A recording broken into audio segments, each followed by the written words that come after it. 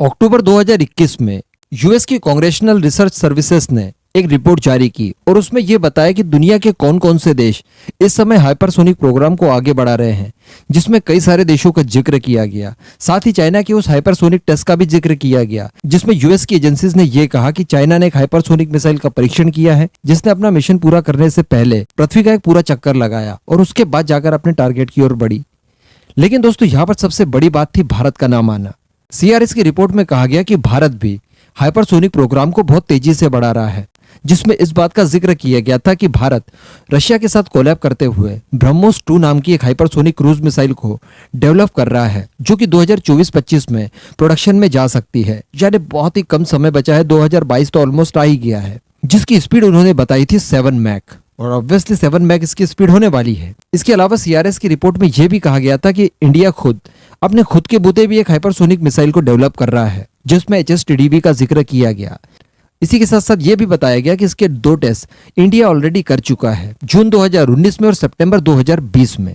इसकी स्पीड का जिक्र इस रिपोर्ट में किया गया था, जो बताई गई थी 6 मैक तक।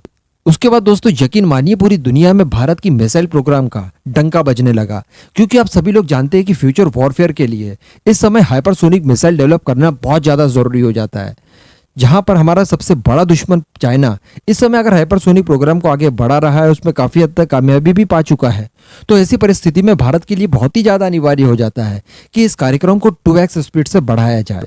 और एक्चुअली दोस्तों, अब भारत इस सब प्रोग्राम के ऊपर ध्यान देने वाला है और इन सब की स्पीड बहुत ज्यादा बढ़ाने वाला है।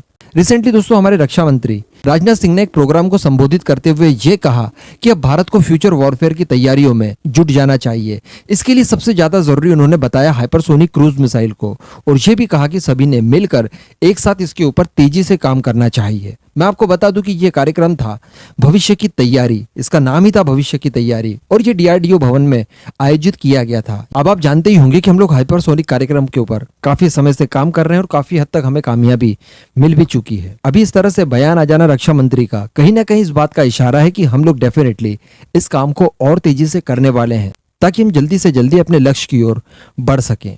वैसे मैं आपको बता दूं कि जो हमारा खुद का कार्यक्रम है, यानी HSTDV के तहत जो हम लोग हाइपरसोनिक मिसाइल का डेवलपमेंट कर रहे हैं, उसका एक टेस्ट पहले ही बता दिया गया था कि 2022 की शुरुआत में होने वाला है।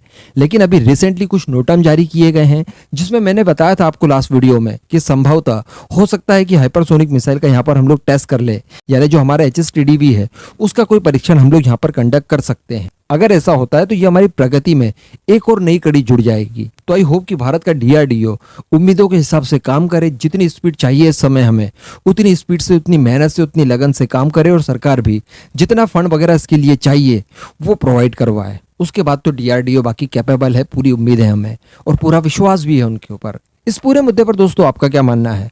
आप किस मिसाइल के लिए ज्यादा वेट कर रहे हैं, HSTDV या फिर ब्रह्मोस 2 का? नीचे कमेंट करके जरूर बताइएगा।